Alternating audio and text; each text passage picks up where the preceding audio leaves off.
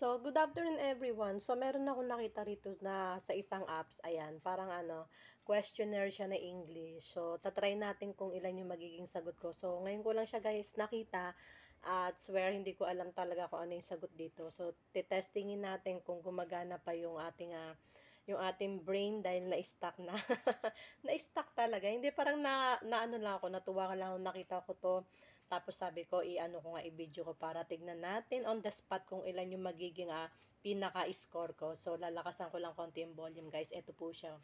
Ayan, tingnan nyo yan, So, may pagpipilian dyan. So, medyo yung iba, medyo malalalim yung yung words dito kung hindi natin alam kung ano yung meaning. Pero, try natin kung hanggang saan kaya natin sagutin tong question na to na about anatomy. Anatomy talaga. Pang mga medical term to, anatomy, my goodness. So, i-try natin guys, lalakasan ko lang yung pinaka-volume ng isang cellphone para marinig natin kung tama ako. So, kung ilan yung makuha ko rito, kung zero ako, edi wala tayong magagawa. Yun lang nakayanan natin. Pero, baka makasagot naman tayo mga ilang piraso. Kasi hindi ko alam kung 1 to 5 lang to, 1 to 4, o 1 to 3. Ayan, so ito. So, lakasan ko lang guys yung pinaka-volume para malaman nyo kung ano yung sagot at saka yung tanong sa apps na to, no? So, wait lang po. Lalakasan ko lang yung volume para marinig niyo.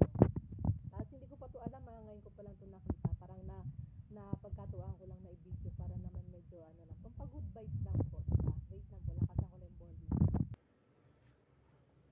So, ayan guys, nakatutok masyado. Lalakasan ko na siya, tapos para malaman natin kung ano yung pinakasagot natin, okay? Hindi ko alam kung paano ko siya ayan. Ayan, basta ganyan na nakatingin ako kasi hindi ko ma-rotate yung video, ayan. Pakinggan na lang natin kung tama ako or hindi. So, ayan, good luck to me. Ayan na. 1, 2, 3, go play. The medical term for high blood pressure. Teka lang, wait. Yung pinaka-start, wala naka-stop. Dapat sasabihin niya question number 1. Wait lang, natin, i-move natin ng konti. Question 1. Yeah. What is the medical term for high blood pressure? Hypertension.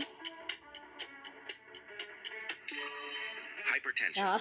Question 2. What is the medical term for inflammation of the joints? I think arthritis. Ay, dapat ano pala? Arthritis. Question 3. What is the medical term for a heart attack?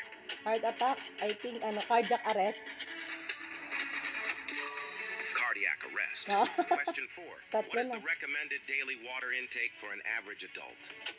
I think 4 liters. 2 liters. Mali ako. Question 5. What is the medical term for difficulty falling or staying asleep? Insomnia.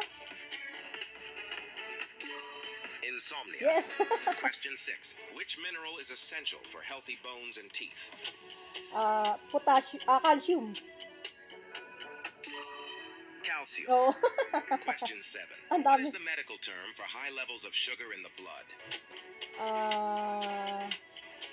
Hyperthermia. Hyperglycemia. Tama ako, mali lang What is the pronounce. medical term for inflammation of the liver? Inflammation of the liver. I think hepatitis. Hepatitis.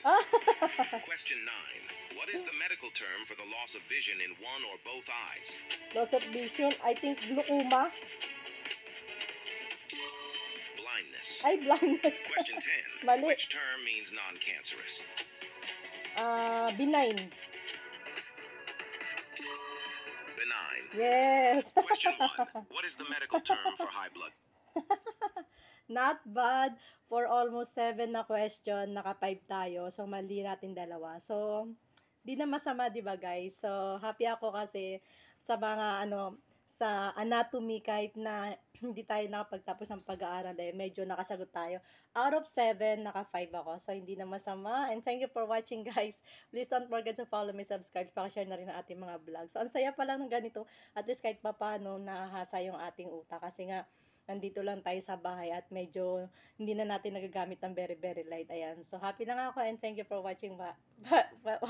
Thank you for watching. Ay, nabubulol talaga ako. Ayan. Bye bye and keep on watching. Aba, out of 7, 2 lang mali ko. Not bad. Happy.